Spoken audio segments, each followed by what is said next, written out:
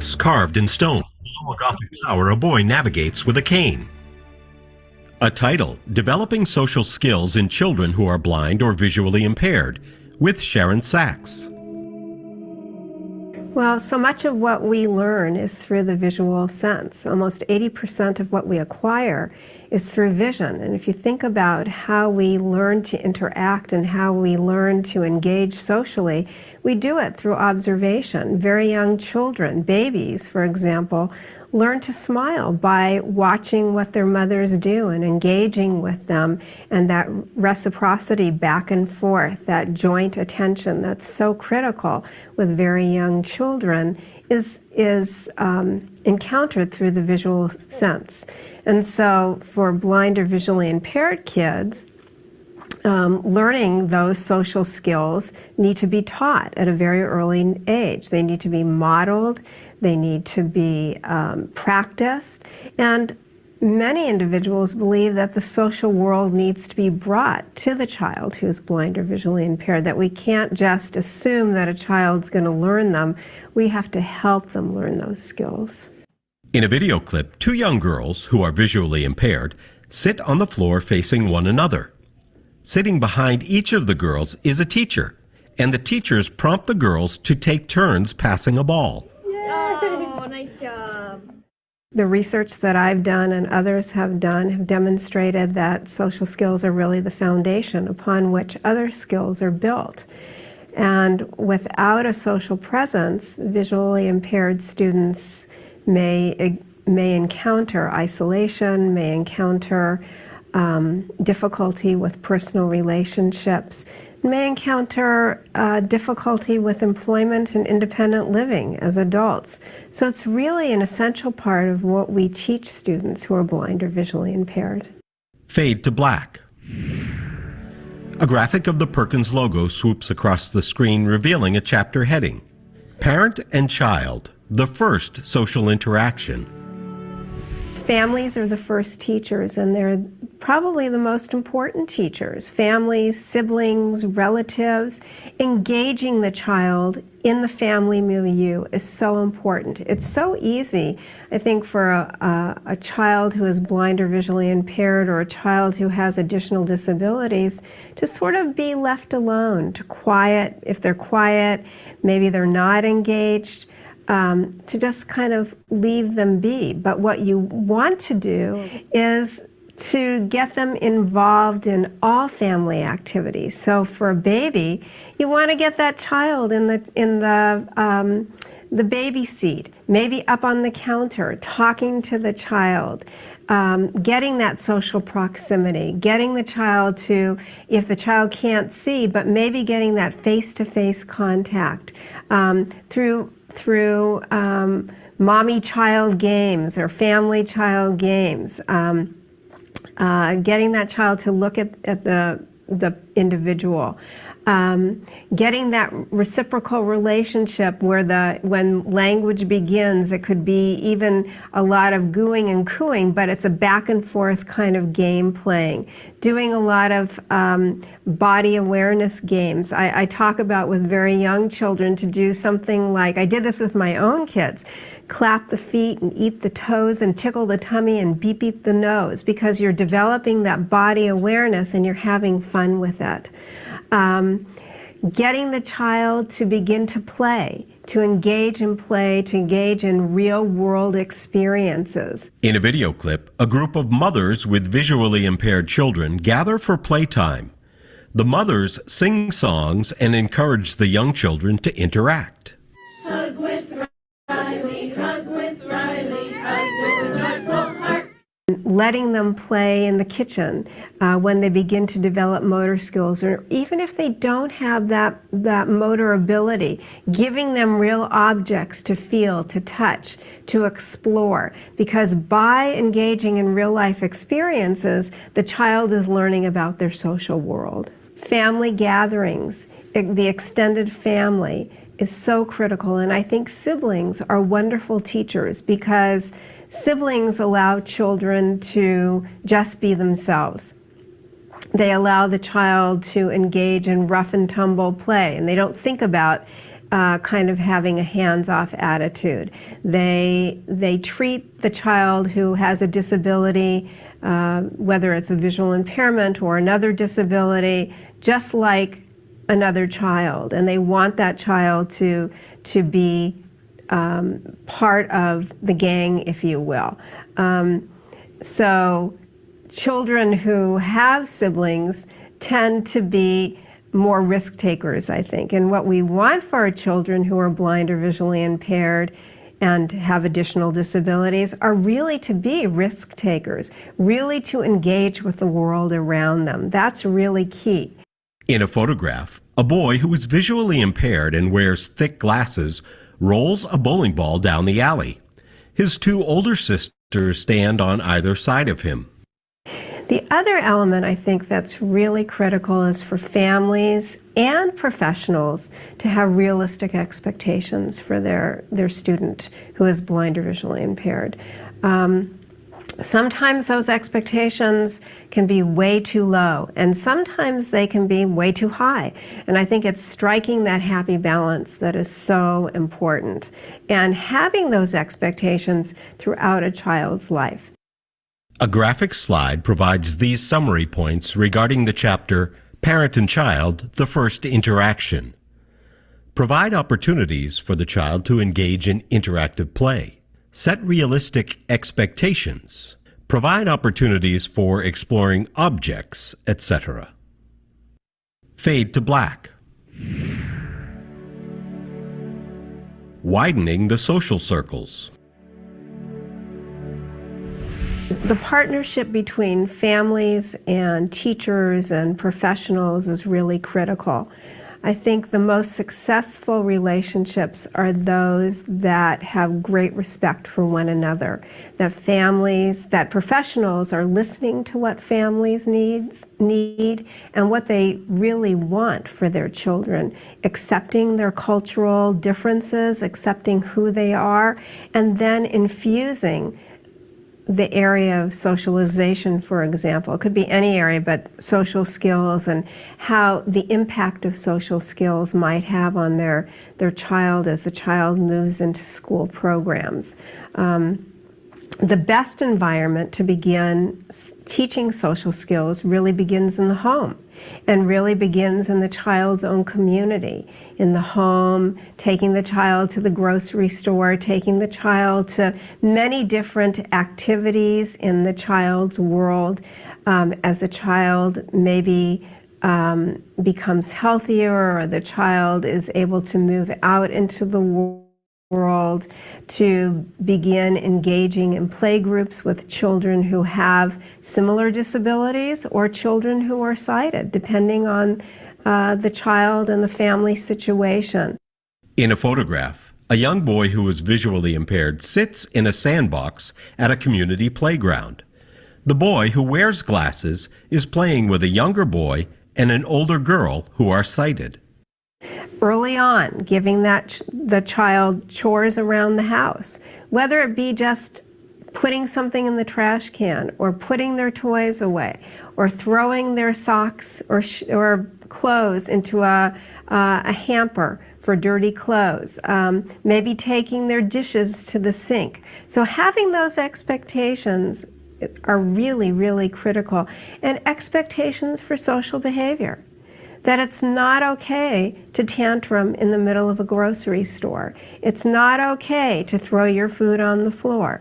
It's not okay to, as kids get older, to do inappropriate social behaviors, and knowing where there's a time and a place to do, maybe inappropriate stuff, like poking your eyes or rocking back and forth, or self-stimulatory behaviors, we call it, like, masturbation or picking your nose or things like that. Those kinds of things can happen in private. So teaching your child the difference between public and private, again, so critical. A graphic slide provides these summary points regarding the chapter Widening Social Circles. Teaching social skills begins at home. Engage in play groups when possible. Teach the difference between appropriate public and private behavior. Fade to black. Learning social skills in the classroom. In an elementary school classroom, there are lots of opportunities for students who are visually impaired or students who have additional disabilities to engage with one another. It's critical that the teacher of the visually impaired or the orientation mobility specialist work closely with the general education classroom teacher. The best environment is one in which students can have opportunities to be part of small group activities, and where the classroom is structured in a way so the child knows where everything is in the classroom. Some classrooms change every 2 weeks, or there are lots of physical obstacles in the classroom, or it's overstimulating, and for many of our students, that's not a good environment to access social opportunities. So we want classrooms to be structured somewhat. We want general education teachers to emphasize affective or character education within their classroom. We hope that they're collaborative with the special education staff, that they have opportunities for children to work together, as I said, in small groups, cooperative learning activities within the classroom where the child who is blind or visually impaired can play a significant role, not just sort of be a passive member of a group, but be an active member of the group. Maybe being a scribe if they're able to do that. Maybe being the one who can access technology. Maybe the one who can be the helper in a building activity. Maybe the leader of the group and facilitate the group activity. It's critical, though, that the teacher of the visually impaired or the general education classroom teacher set it up so that the child who is blind or visually impaired really engages with the peers in the classroom environment or in that small group activity. In a video clip of classroom, the boy has been given the task of placing the date in the correct position on a calendar that is on the classroom wall. The boy uses Braille to identify the correct number and then finds the appropriate position for the date on the raised calendar grid. If there's not a level of training or a level of skill development in the area of social skills, particularly related to social interaction skills, there's a greater chance or risk of social isolation as students become older, particularly. You see the gap widening. There's greater acceptance as when kids are younger. Even though kids are aware of social differences in during preschool and early elementary, you see that gap widening as children get older into intermediate, middle school, and high school, and into adulthood. A graphic slide provides these summary points regarding the chapter Learning Social Skills in the Classroom. Provide opportunity to be part of small group activities. Emphasize character education within the classroom. Provide cooperative learning activities where the child can play a significant role. Fade to black. Developing an appropriate self-awareness. As children get older and they move into adolescence, it's important to understand that that's a rough time for individuals, for any individual, but it's, I think, even rougher for students who have disabilities and those who have visual impairments. People are trying to establish, these young people are trying to establish their own identities and figuring out who they are as individuals and developing individual levels of competence in academics and maybe other talented areas like music or technology or, I don't know, mechanics, whatever it might be. And it's really true for a student who is blind or visually impaired. The difference, I think, is that for a child or a young adult who is visually impaired or might have additional disabilities, they have to really put themselves out there. Again, it gets back to that risk-taking of getting out in the environment, putting yourself out there, and trying really hard to engage and be part of that group, or finding groups that the student might feel comfortable engaging with. In a video clip, a young boy who is blind plays an electronic keyboard in music class. The boy, who wears sunglasses and an orange shirt, has an enthusiastic audience of classmates who are also visually impaired. Some sing while another boy plays a drum. But I do believe that there's a correlation between social isolation and a sense of well-being, self-concept, and self-esteem, so that if a student is able to engage with others and feels good about engaging with others, they're going to feel more socially competent. They're going to have better self-esteem or better self-concept about them. Students are going to have an attitude of, I can do this, I'm included.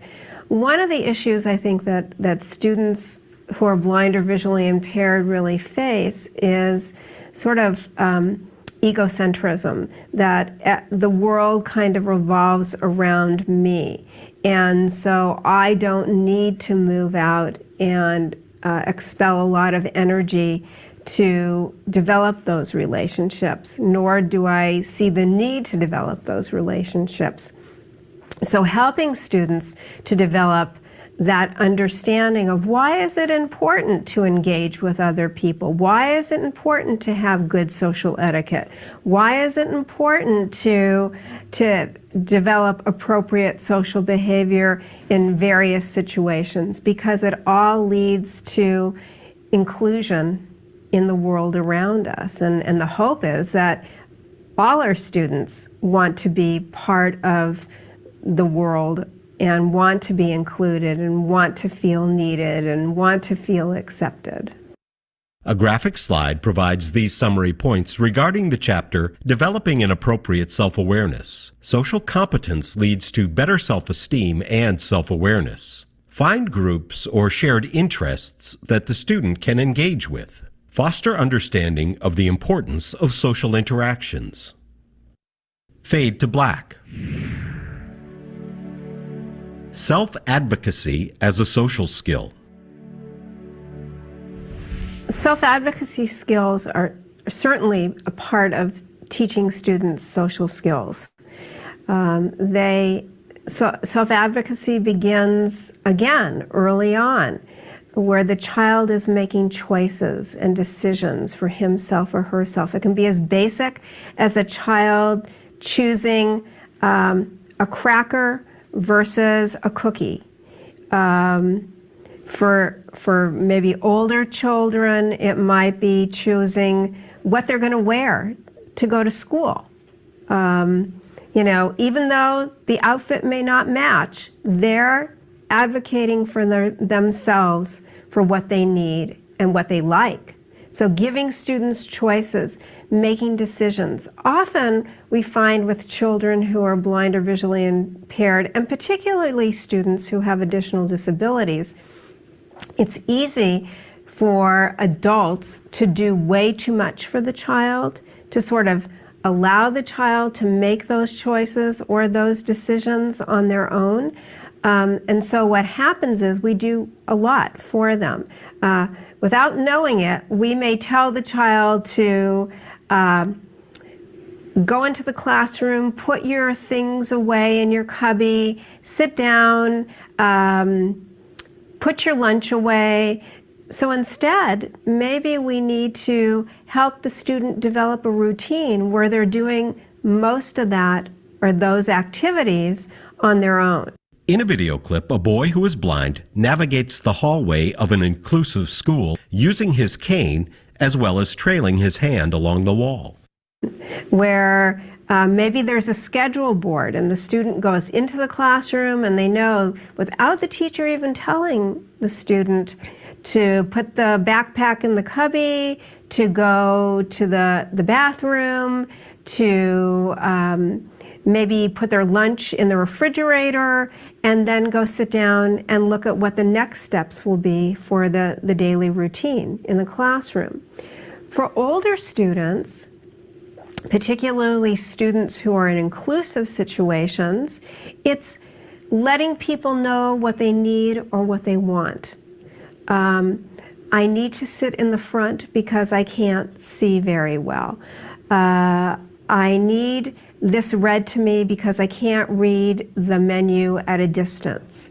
Giving students opportunities to explain their visual impairment or their other disabilities. I can't see very well, I was born prematurely, or I can't see well, can you please read the menu to me? So all those opportunities give students a better understanding of who they are, and it helps them to be better self-advocates for themselves and gives them greater opportunity to be successful and to feel better about themselves because they're taking control of their lives. A graphic slide provides these summary points regarding the chapter Self-Advocacy as a Social Skill. Self-advocacy begins early on. Allow the student or child to make choices on their own. Encourage the child to articulate their specific needs. Fade to black. Social skills and satisfaction. Well, the research shows that a student who is blind or visually impaired, who has good social skills, will, one, be accepted by their peers, be included with their peers, will have opportunities for employment and be successful at employment, will be able to live independently, will have a repertoire of friends and a good group of friends and be engaged with others, will feel good about themselves, will have control over their lives, over the life that they may want to lead, will be able to make choices and have options in what they can do in their lives. In a video clip, we see a teenage boy who is multiply disabled at his job in a grocery store. The boy, who wears glasses and hearing aids, is shown exchanging an enthusiastic greeting with a coworker. We've seen over and over again with students who may be blind or visually impaired who have good academic skills but are less capable in the area of socialization, having a more difficult time with employment. Employers will tell you that they can train a person on the job. They can teach a person job-specific skills. But if they have poor social skills, if they're not able to engage with their colleagues, if they don't have the skills and knowledge about taking a break and kind of hanging out with their colleagues, if they're not able to take the role or understand how to work with a supervisor, those are all social skills. If they can't do those things, they're going to have a more difficult time being successfully employed. On the other hand, we've observed students who have maybe great difficulty with academic skills, but they're excellent workers and they just have a social presence about themselves. Those students may have a range of disabilities, may have complex disabilities, but if they're able to smile at their colleagues and look at their colleagues and they look sharp and they just know how to take turns, they're going to be very successful in a job placement because they have that presence about them. People want to be with them. They want to engage with them. So social skills are really the foundation upon which other skill areas are built. And without good social skills, students and young adults are at greater risk for that social isolation later on in life. A graphic slide provides these summary points regarding the chapter Social Skills and Satisfaction. Social skills are the foundation upon which other skills are built. Students who are less socially capable have a more difficult time finding employment. Good social skills lead to peer acceptance and inclusion and greater personal satisfaction. Fade to black.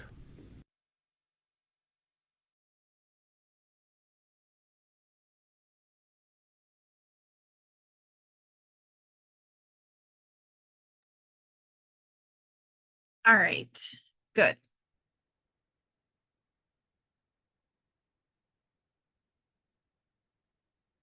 So let me get your thoughts on what on some of the points that she discussed, maybe something that stood out to you or something that you've read.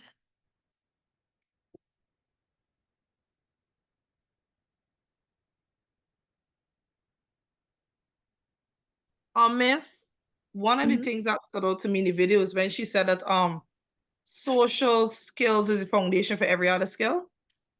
Yeah. I can't remember if those were her exact words, but why that stood out to me was because I can resonate with it. Because if there is a child who is not developed socially, I mean, you find that they would find difficulty in every other skill area. Being that skill, a social skill, is very important. It helps you in every other aspect of learning, in every aspect of life. And I think that's a true. Yeah, more so for children with visual impairment, because one of the things that she talked about was social isolation, and we see this happening all the time where children who are blind, who have poor social skills, are often isolated in their classrooms, like during break, for example, everybody has their little friends group, and the child would just be sitting by themselves. They're not interacting, they're not, going up to a group and interacting with them. They're just by themselves and they're quite comfortable that way. So those are the things that she discussed, why social skills are so important.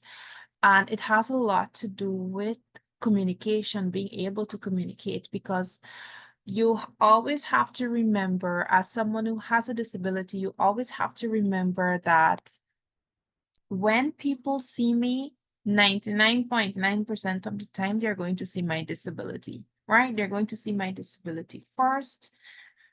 And I need to make sure that I let them learn to see me as just a person, right?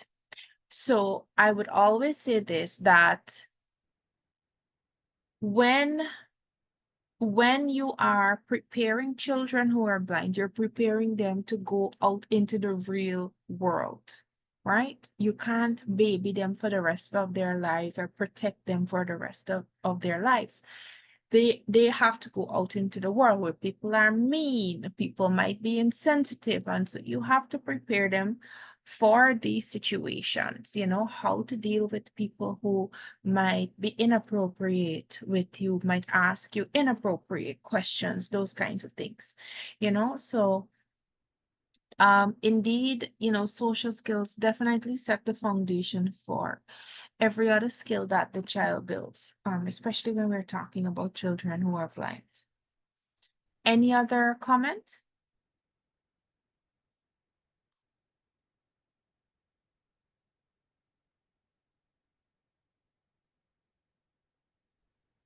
No one. To me, yes, miss. Uh-huh. When the part that they spoke about, the term was used, self-advocacy. I'm not for sure if I'm pronouncing it right. Giving Yeah. the children the giving them the opportunity to make choices and make decisions on their own, or for Mhm. themselves, which would, Mhm. in other words, I think it's the same that we enable them to be independent. Yeah. Um, it, it's still because in the natural, without the teaching, you wouldn't think that that is well possible when dealing with miss remember we are learning, right? So we Yes, wouldn't no, go really ahead. Go think ahead. about, giving persons that are will, especially if they're more to the not they're more blind.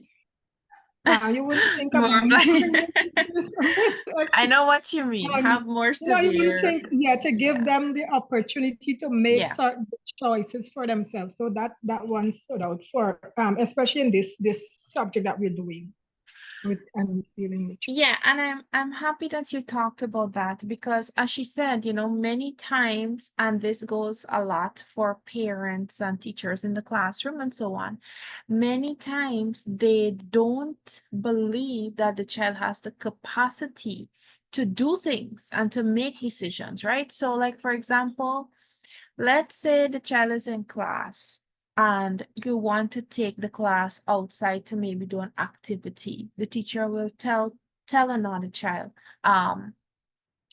bring, let's just say the child's name is, I don't know, Sabrina. Bring Sabrina outside, right? It's never, you know, class, we're going outside. Um, Sabrina, we're going outside. Do you know how to find your way? Just verbally guide the child. It's never that. It's always do this or give them that or, take that for them, those kinds of things. So it's very, very important because we don't want the child to develop what is termed learned helplessness. So the helplessness that they display, it's something that they learn because they learn that, oh, when I'm finished eating, somebody just always offers to put my things away or like throw the garbage away for me. I never have to do it for myself. And so they get comfortable, right? So you have to ensure that they're able to make choices. And as something as simple as, deciding on whether they want to do X or Y, that's something so that they learn that I can make a choice. I can decide what I want to do and I can let people know that this is what I'm comfortable with. Another major issues we find children experiencing, for example, is like if they have a visual impairment, they're not comfortable saying that I can't see on the border, I can't see in this book. Can you read it to me or can you give me it in a way that I will be able to access it? Many times they're not comfortable because they don't want to inconvenience people or they don't want to, come off like they're being bothersome or a burden and so on. When in reality, accommodation should never be an inconvenience because that child is there just like every other child to get an education. And if this is what has to be done so that they could be able to function at the same level as their classmates, then it's something that needs to be done, right? It's not a luxury or it's not you like granting them favors. It's something that they need in order to function like everybody else, right? So, choices in that way become very important because then they'll have to start advocating for themselves once they get older. Okay, thank you for that. Anyone else? Miss, can I share? Go ahead. Good afternoon, Miss. I like the part where she speak of family support Mhm. for a child with visual impaired. And I understand that a child with visual impaired need their family involvement and support. With that, it will help them nurture their growth and overall their well-being. I understand that a child can develop critical skills and gain confidence and reach their full potential in a supportive family setting. Together, family member can foster an environment that is inclusive and supportive of a child development and well-being. Yeah, many times we have children coming to us, and you'll often find that the parents would not involve them in family activities, right? So it's like like when you listen to the parents, you get the idea that they think it's too much work. Like it's too much work for me to explain how this thing operates. And it's just much easier for me if I just do it myself. Like that's how parents feel, right? So instead of teaching the child how to dress themselves when they're small, right? It's going to take more time to teach them because they have to touch clothes, they have to learn how to do buttons, zippers, things like that. And for a parent, they'll say, Miss me, I don't have time to do that, right? It's just best to just do it because it's much faster and easier if I do it. But it takes away from helping to build the child's confidence because now you have 15, 16-year-olds who can't do basic things, who can't tie their laces, who can't tie their ribbons, who can't pick out their own uniform, who can't iron their uniform. And the thing is that whatever you expect of a child without a disability, that is the same expectation you must hold for a child with a disability, right? There is no exception as to why the child isn't able to do certain things. So families, they are the ones who, as she said, they're the first teachers. And as I said last week, they're the ones, who first expose you to education and to all these different things. And so the family is very important in ensuring that the child who's blind is given the experiences, right, that they need. Good. So let's narrow. Go ahead.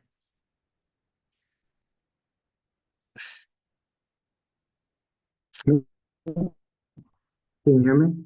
Sorry Yeah. to disturb you. Go ahead. It's very interesting. Um,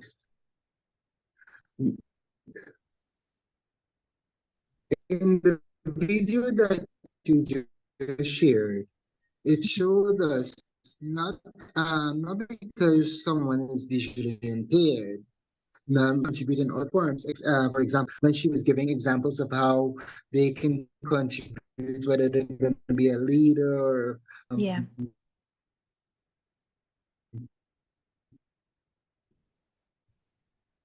basically contributing in various forms, right?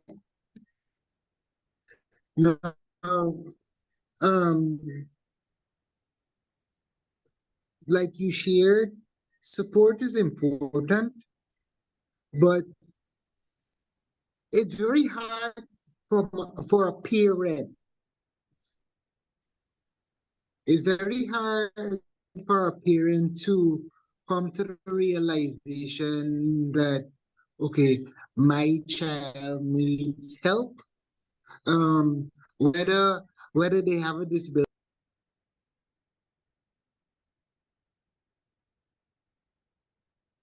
I think you're muted. I don't know if it was accidental.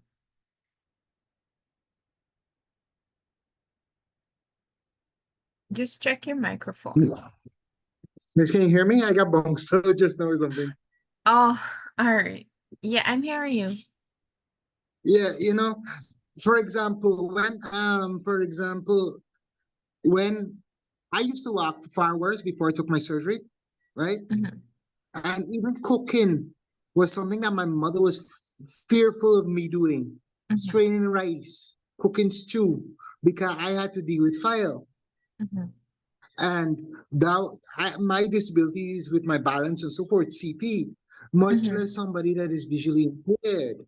But I like the way that the teacher said in the video that they can contribute in other ways. You Yeah. understand? Mhm.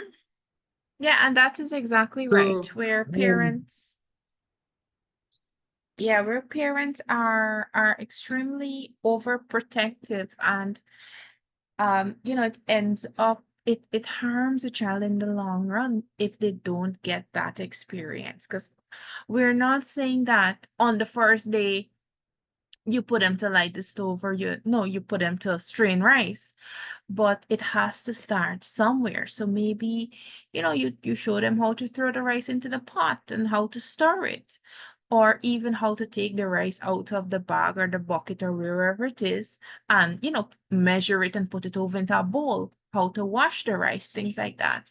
So there are ways to involve the child in different activities in the home. It doesn't have to be the extreme, that most people think about.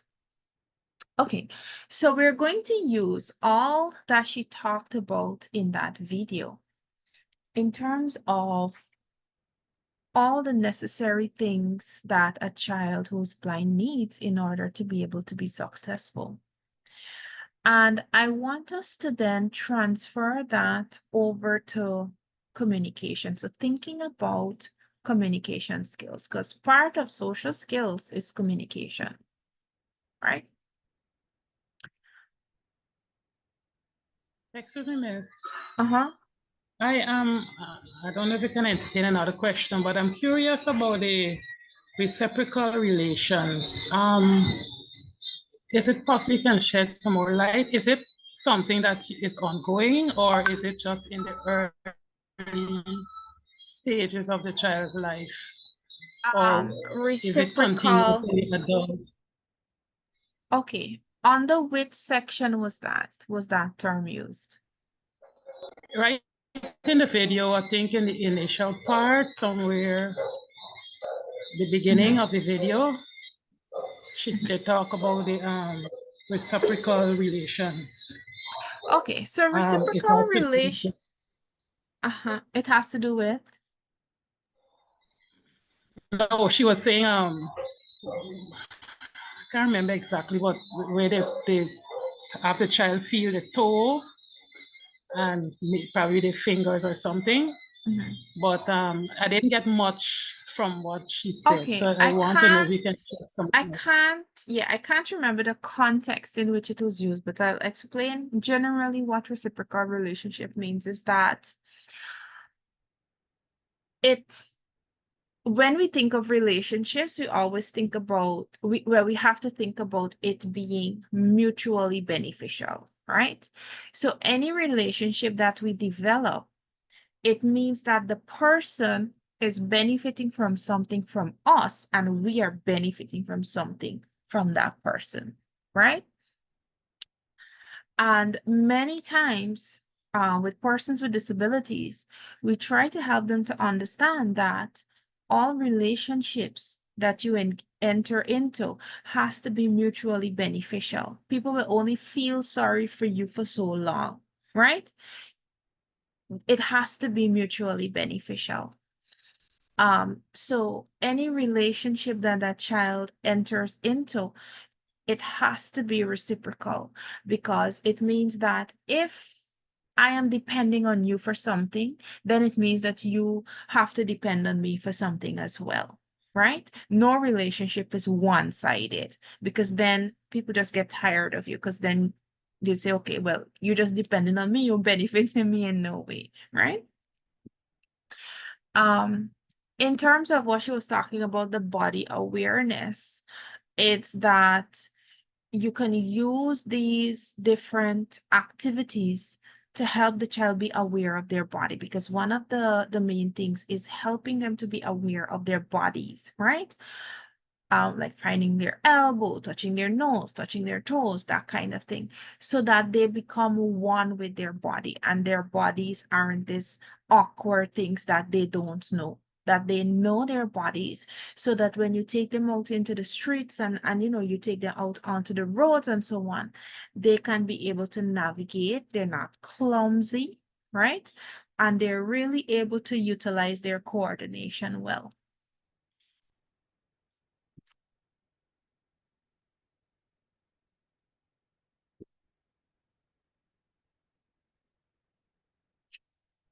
All right, so into communication.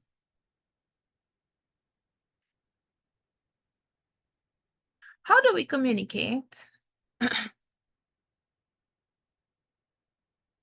You can just unmute. These are just random questions I'll ask, right? How do we communicate? The main one is verbal and written, miss. The main two. Verbal, written. Okay. What other ways?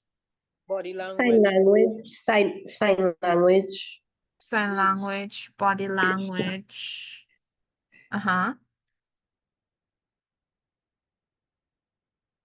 What else? Facial expression. Facial expression. What else? technology. Okay, electronic means. Anything else?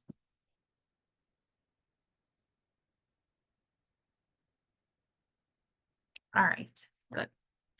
So we've established that there are multiple ways in which we are able to communicate, that there isn't one right way to do it, right?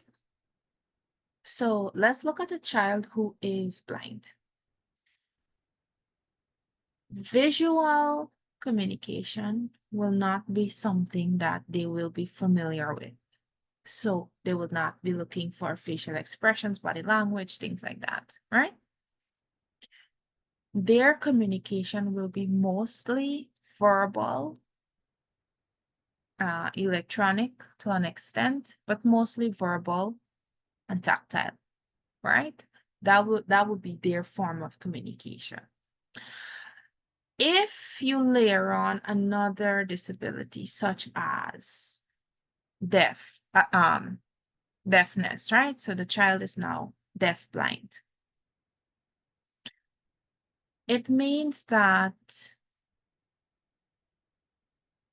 speaking to them may not be the best way of communicating, right? Or visual means would not be a good way to communicate.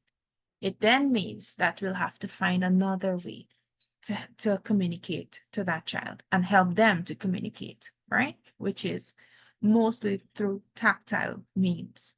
So they do tactile sign language, and you teach them tactile ways of communicating. So the main idea that I want you to take away is that all children, regardless of their disability or types of disabilities that they may have, they are able to communicate, right? They may not be able to speak, but they will be able to communicate in another way. They may not be able to see or walk or perform much gestures, but they will be able to communicate, right? So our roles in working with children who are blind and who have multiple disabilities is that we identify the ways in which they communicate, and we use that, we work with that. Now, in the text, they talked about 3 stages to communication, right? You have the pre-intentional stage. In the pre-intentional stage, what you have happening is that a baby who is not aware of their surroundings, not, don't know how to speak, don't know how to walk, don't know how to do anything by themselves, they would express a response, a reaction to maybe a feeling. So if they're hungry, they'll cry. If they're uncomfortable, maybe they get fussy, right? Things like that. If they're in pain, they might cry. Good.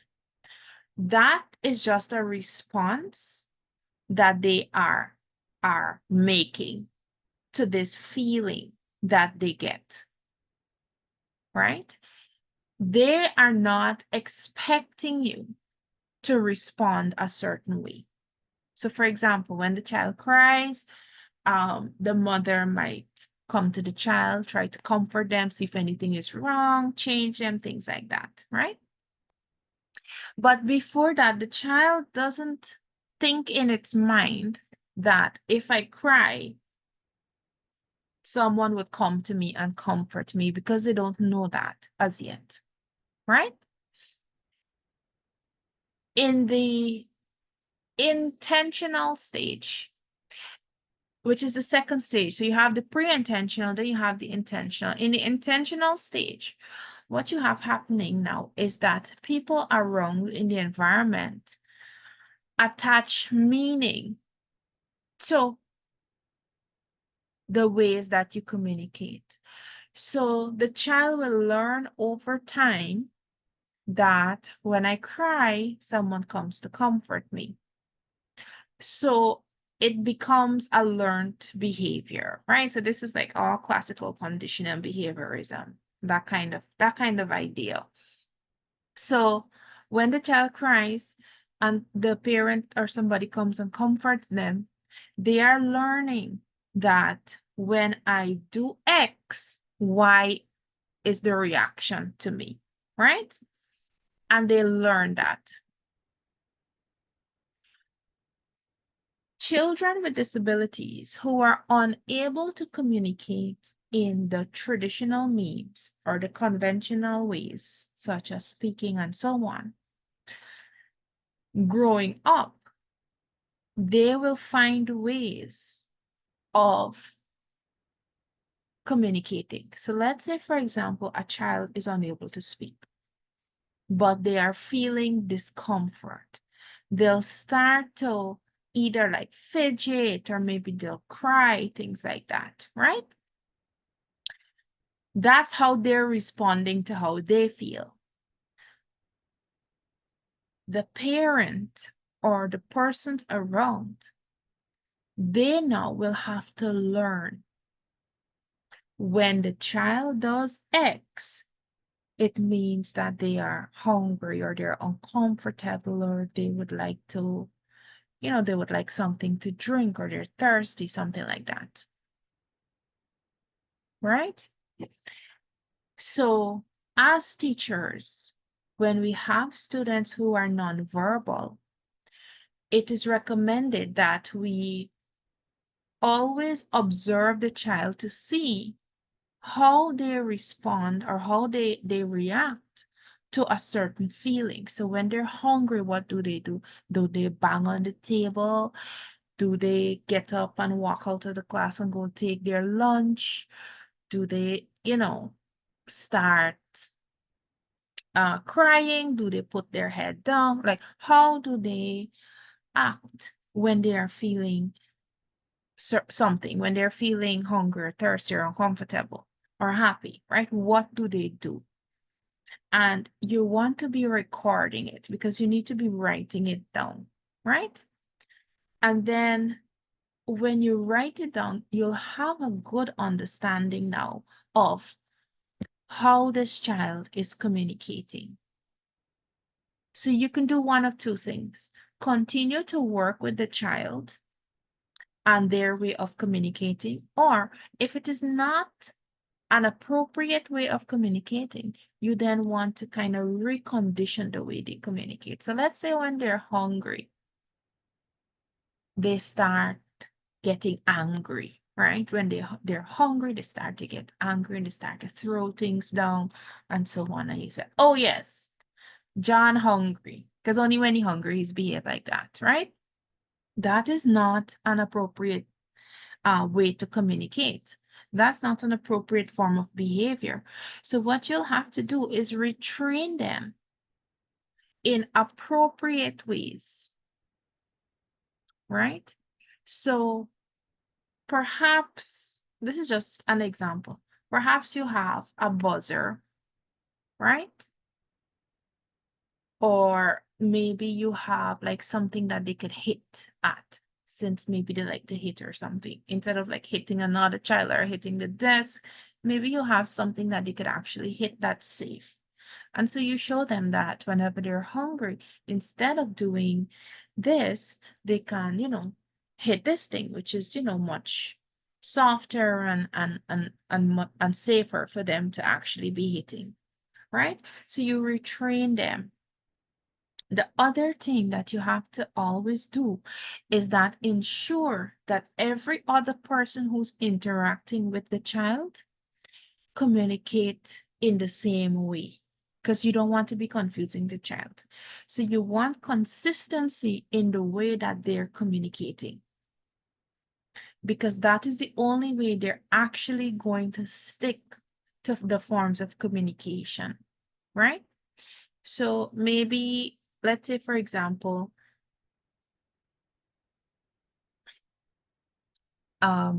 when it's time to play cricket, right? The child is perhaps deaf and blind. So when it's time to play cricket, how do you tell them? How do you let them know that it's time to play cricket? Well, I will tell you what you don't do. You don't grab them and pull them and take them outside, right? You find a way to communicate to them that it's time for cricket. So like, the blind cricket ball, it has, it's audible, so that they're these little, I think it's bearings they use inside, so when you shake the ball it makes a sound, right? So when it's time to play cricket, for example, you show them the ball, you let them feel the ball, and then you take them outside to play cricket. After a few times, they'll start to associate this ball with the game. So every time you come to them and you put the ball into their hands, they'll know time for cricket or time for sports, right? So these are ways that we have to ensure that we're teaching them how to communicate. Many children might come with a visual impairment, and they might come with another form of disability. So it means that, verbal means may not work for them. Right now, we have a 3-year-old. I think she starts school in September. She is blind. She is deaf. And I believe she may have some motor challenges, some issues with her hands, I believe. So what that means is that we, as teachers, we cannot take the approach we would with a child who's only blind, right? Because a child who's only blind, you could say it's like much easier, because you just, everything in audio, tactile for them, and that's it, right? But for a child with a complex disability, it means that she'll have to do things like this, learning basic sign language in a tactile way.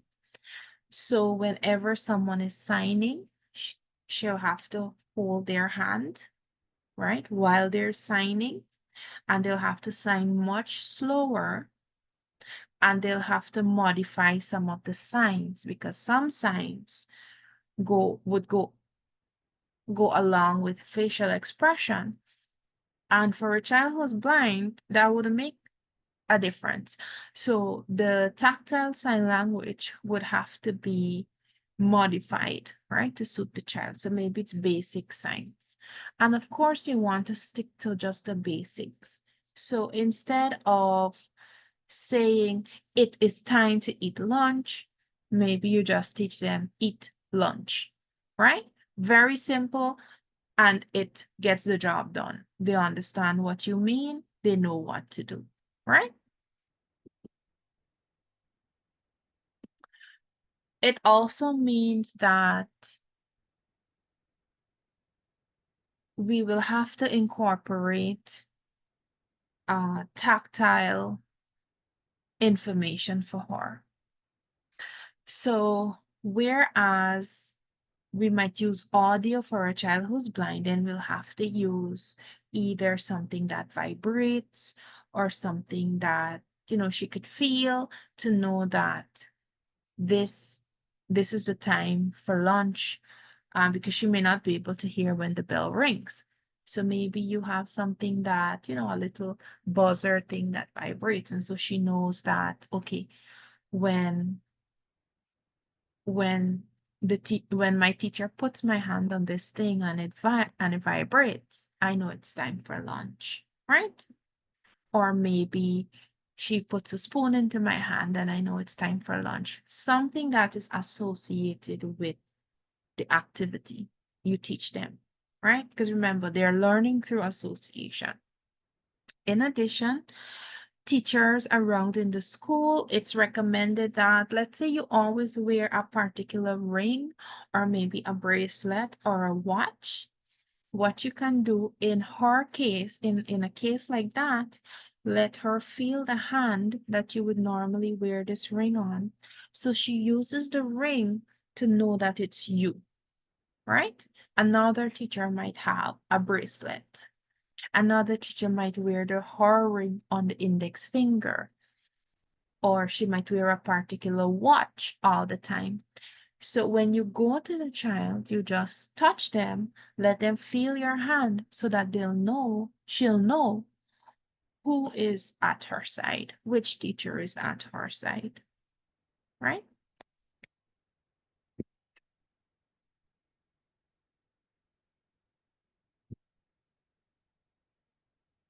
Good. Some activities that you can use when working with children who are blind specifically. There's one called What's in the Box. This is an excellent game or activity that you can play because it helps with the child's vocabulary and it helps them with remaining consistent with their language. For example,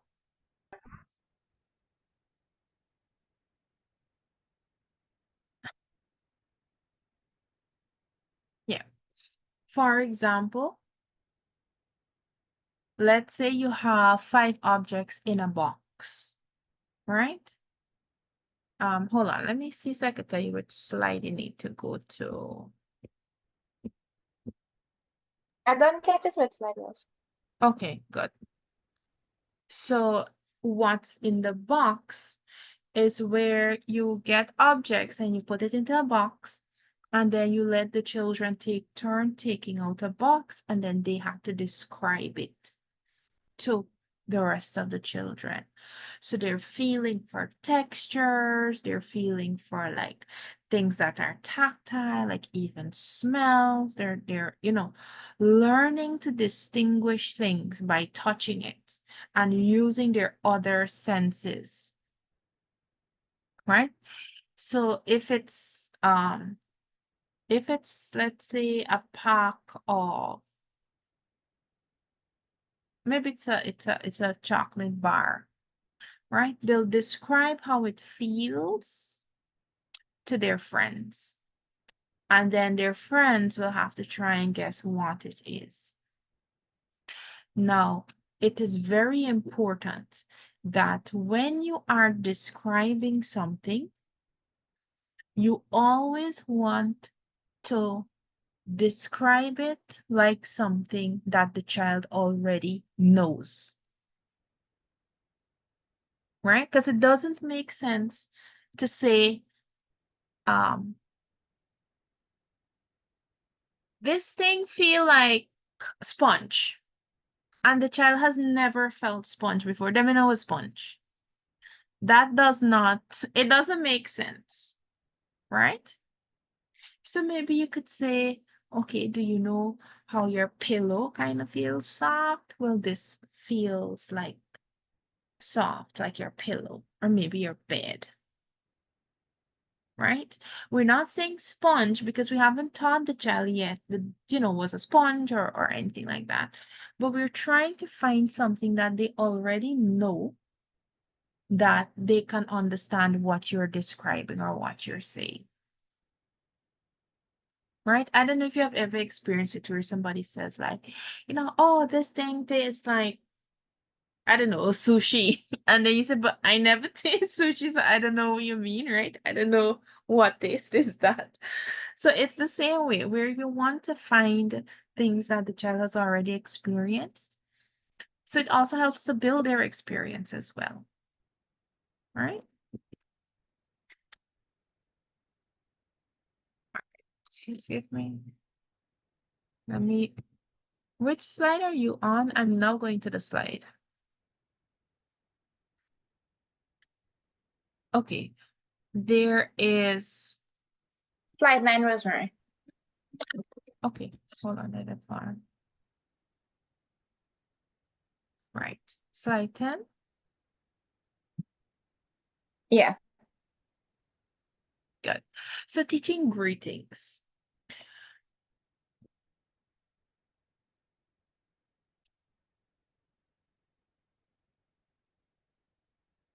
So in this activity, you're teaching the child how to appropriately greet and teaching them that we greet each other differently based on the kind of person we're greeting and the setting. Right? Like you don't go up to your teacher and say, we're going on the body. Right?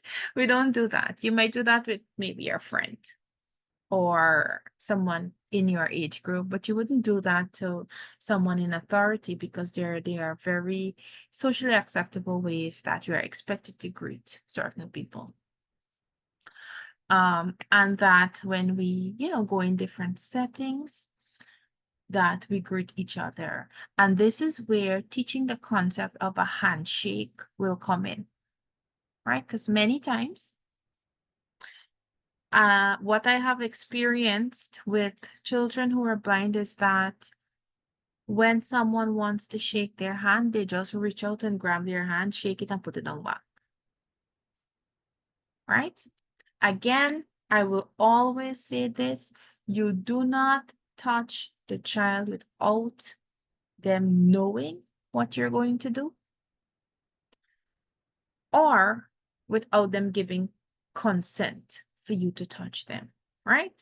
You never grab them or hold them without first saying, I'm going to take your hand to do this. So I'll tell you how you do the handshake. When you go to shake the hand of someone who's blind, you say, my hand is in front of you to shake. And then they'll respond by putting out their hand to shake your hand, right? So that's how you do it. You don't just grab their hand and shake it. You say, my hand is in front of you to shake, or I want to shake your hand. And they'll immediately respond if they know how to do the handshake with just extending their hand and then you take it from there. Right? Excuse me, miss. Mm-hmm. Yes, ma'am.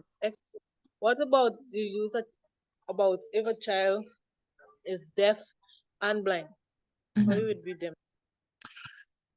Well, in that case, there may be a way of teaching them. So for example, you teach them that when I tap you on the back of your hand, right? So you're not telling them, but you'll teach them in sign language and by showing them that maybe a tap on the back of the on the right hand means it's someone wants to shake your hand. Right? So as soon as you tap the back of their hand, as long as they have learned it, as soon as you touch the back of their right hand, they will extend it to shake because they understand that that is what you're asking them to do. And it doesn't have to be that particular touch. It could be like a touch on their shoulder or their elbow, but whatever works for the individual. Right? If they're unable, go ahead. Sorry, in connection to what my colleague is saying, this person is visually impaired and they can't hear you. Mm-hmm. So they can't see you or they can't hear you. Both. Fair enough. Mhm. You can teach them by is it sensory or tactile? They can Mhm. feel stuff, Mhm. right? Mhm. Um, this might be stupid, but how should I say this? They can't see you, they can hear you, and you won't always have something to hand them. They can't see sign language. I will find that difficult. Do you think you understand what I'm saying? Yeah, and what we need to understand is I'm not saying that it's easy. But I want to be careful when I say difficult because I don't want to make you think that it's impossible. Because where it might be difficult, fine, and we can agree that it will take a lot more energy, a lot more time, a lot more trial and error. And, some people might find that difficult. But what we don't want to say is that it's impossible and that they can't communicate. That's not something that is true. To say that it's difficult would be up to the individual person, right? So, like, it might be difficult for you, it might be difficult for me, it might not be difficult for someone else because they don't see it as being very challenging to them, right? And that's fine because everybody's different. But where we need to draw the line is if we're saying that I can't communicate with them because I can't teach them. I don't think they could learn because they can't see sign language, they can't hear me. So, I don't think we could do this. That is where we'll have to draw the line. Um, Miss, Uh-huh. realistically speaking, does um that kind of teaching ever work here in Guyana? Realistically speaking, I mean, we Yes. can try and try and try and try, but does it work? Yes, it does. It does work.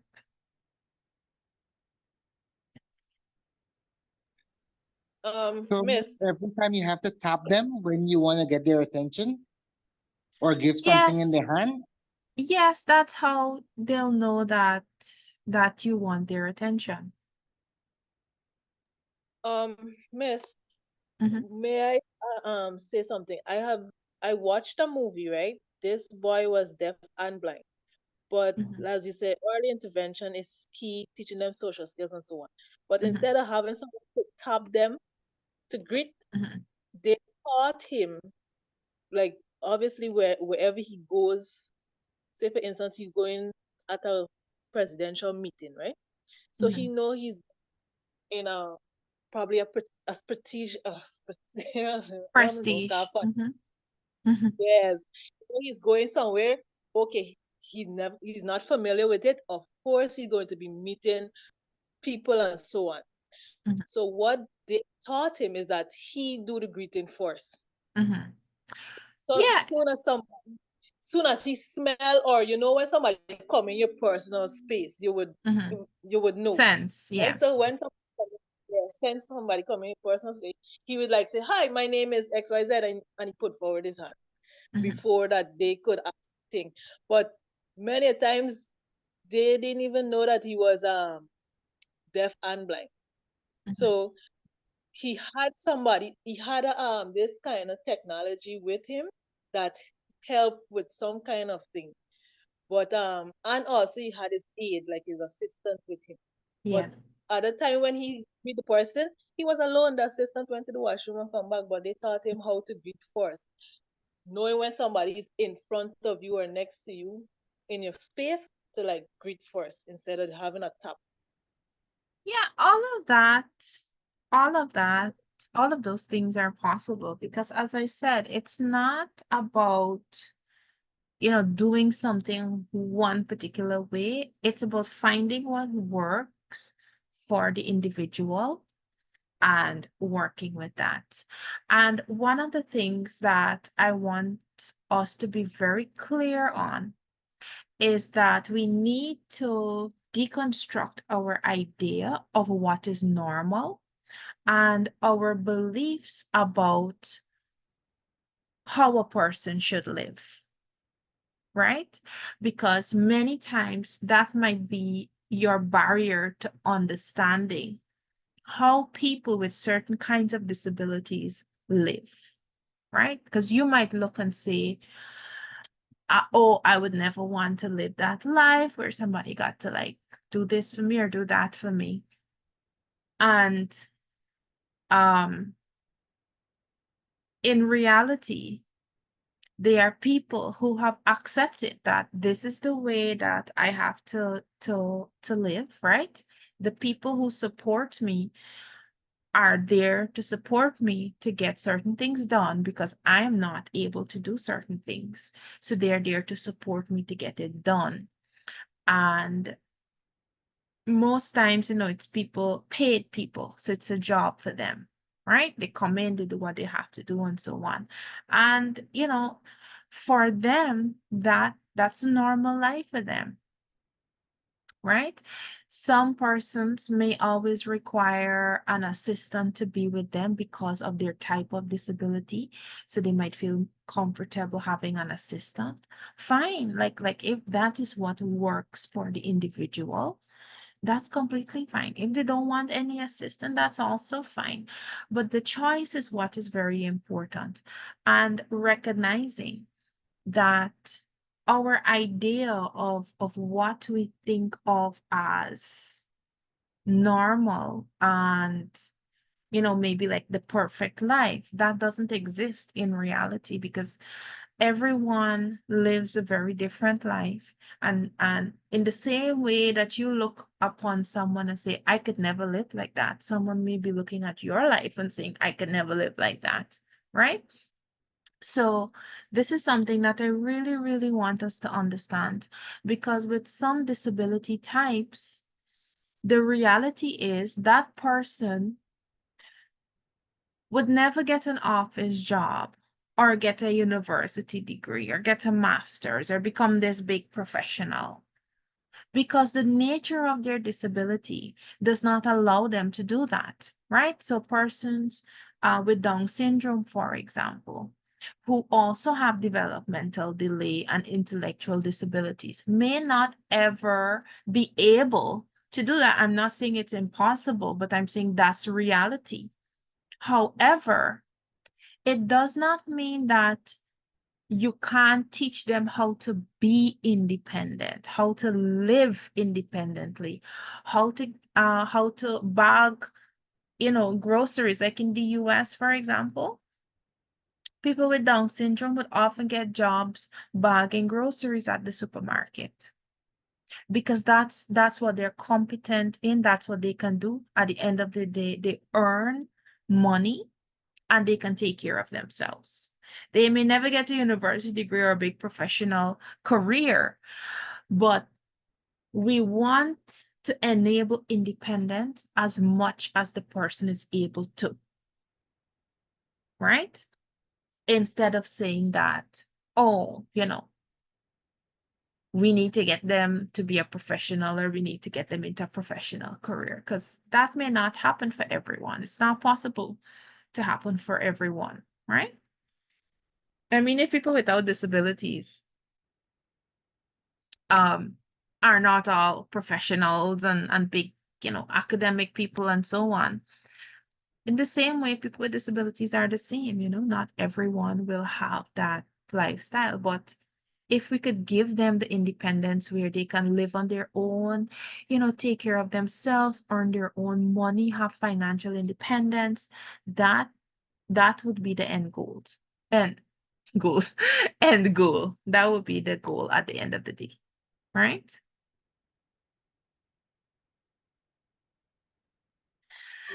All But right. Miss,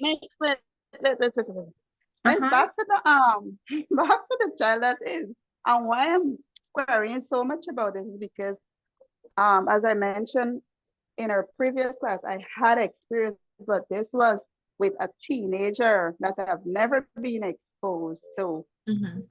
And I'm really, really interested in this area. So I want to know, a child that is deaf and blind, hearing impaired and visual impaired, does Braille works for that child? Yes, they can use Braille. They can use Accurate Braille. like oh it's like accurate like how the other child that is hearing but visual can use it as well.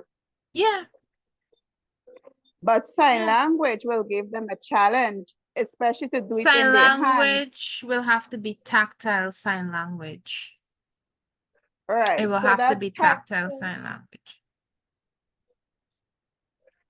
Okay, So, that's the thing is that I'm really interested in that area. So if in the future there are any training particular on that area, I would mhm. like to be a part of it. All right. We don't have any I don't think we've ever had training. Normally they would separate deaf blind. You don't ever That's get why it I asked you together. how real. That's why I asked the question in Um, Guyana how realistic it yeah. is, because I don't think I've ever heard training being done in that Yeah. area. Training wise, and I think that that's something that I'll definitely talk to Ganesh and Mr. Chang about getting more training in multiple disabilities, because we are finding children are coming to us with multiple disabilities now. Like they might be deaf with an intellectual disability or deaf with a physical disability, and we need to start being able to accommodate them and work with them instead of just like focusing on one disability type all the time. Because where I work, of the 13 children who are blind, maybe just about 3 are just blind. All the others have other forms of disabilities, right? So I understand what you're saying. If I find any good resource, I will definitely send it to you though. But look up Perkins School for the Blind, because they work, and I think there's a school for the deaf blind. Look up, do some research. You should be able to find some good resource online to help you. Okay, miss, thank you. All right. Excuse me, miss. Sorry, just to follow up with what my colleague is saying. This person is visually impaired and they're unable to hear as well. Now, just like how we communicate in the written form, we need someone to guide us, okay, spelling this word wrong or this is wrong here. When how do you teach that person Braille? They can't hear or they can't see. How would they know when they are going wrong? Do you understand? Mm-hmm. How would they know when they're making a mistake? How would they know what you would like them to know? Because they have to be taught Braille. Make sense? Mm-hmm. Mm-hmm.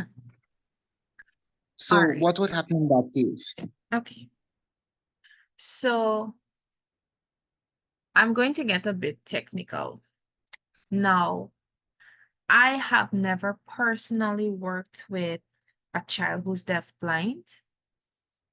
I don't know sign language. I know Braille. But what I will tell you is that I have worked in this field for a very long time, and I have very good experience in the field, right? So this would be my strategy. Now, let's say we're doing the letter E, right? I don't know how many of you could remember way back when y'all did linguistics. When I'm not sure if you guys could remember, but you would do like voiced and voiceless sounds, right? So let's just focus on someone who's deaf. Good. So you have the P sound and the B sound, which is P and B, right? The difference between those two sounds is that one is a voiced sound and one is a voiceless sound. So that means that when you say B and if you put your hand on your throat, you'll feel a vibration, right? If you make the B sound like B, you'll feel a vibration. Whereas if you do P, which is the P sound, you would not feel any vibration. right? Now, with for example, there is a vibration because all vowels are voiced sounds, right? So helping the child to understand that when this sound is made, not because someone is deaf means they can't speak, right? They do make sounds, but it may not be intelligible sounds. So you help them to understand the shape of the mouth. So maybe you use a model or something. And then like you could put their hand on your throat and let them feel that when you do when you release air, it creates a sound with a vibration. So they could actually mimic that. That's how you teach deaf people to speak, right? Because though that's essentially what songs are: the shape of the mouth, how the air flows, and whether or not there's vibration in the throat. That's basically sounds, how we make sounds. In that same way, you teach them the letter in Braille and you teach them the letter in sign. And you work through the alphabet like that with them. Right? Now you have to also remember that sign language is not English. Sign language is a language on its own. So when teaching person sign language, you teach them the main words in the sentence they'll say, and then you normally interpret, right?